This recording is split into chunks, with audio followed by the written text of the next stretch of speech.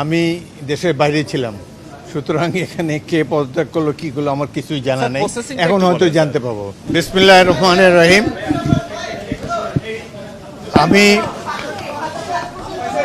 19 তারিখে, এই মাসে 19 তারিখে ব্যাংককে গিয়েছিলাম আমার মেডিকেল চেক আপের জন্যে।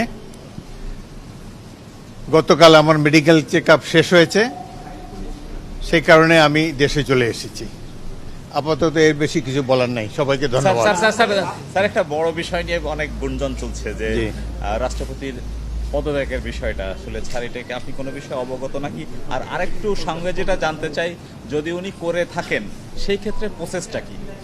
আমি দেশের বাইরে ছিলাম, সুতরাং এখানে কে পদত্যাগ করলো কি করলো আমার কিছুই জানা নেই।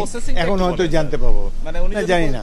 মানে স্যার কি, যদি রাষ্ট্রপতি যদি পদত্যাগ করেন তাহলে স্পিকারের কাছে পদত্যাগ করবেন এবং আগামী 90 দিনের মধ্যে জাতীয় সংসদ একজন নতুন প্রেসিডেন্ট নির্বাচিত করবেন। এই হলো সংবিধানের পজিশন। ধন্যবাদ। আপনারা যেরকম শুনেছেন আমি সেরকমই শুনেছি। এটা তো অনুমান নির্ভর প্রশ্ন, সুতরাং উনি কি করবেন না করবেন আমি জানি না। রাষ্ট্রপতি দেশের প্রথম ব্যক্তি। আসার কথা ছিল 26 তারিখে। স্যার, আপনার ফেরার কথা ছিল 26 তারিখে, কিন্তু আপনি 2 দিন আগে। জি, আমার একটু ব্যক্তিগত কাজ আছে। কালকে আমার মেডিকেল চেক আপ যেহেতু শেষ হয়েছে সেই জন্যই আমি এসেছি। রাষ্ট্রপতি পদত্যাগ করলে তো পরবর্তী দায়িত্ব আপনার উপরই পড়বে সংবিধান অনুযায়ী।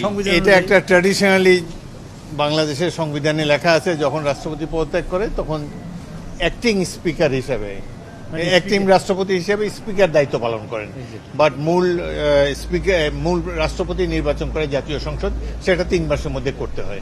এটা হলো সংসদের পজিশন। Thank you.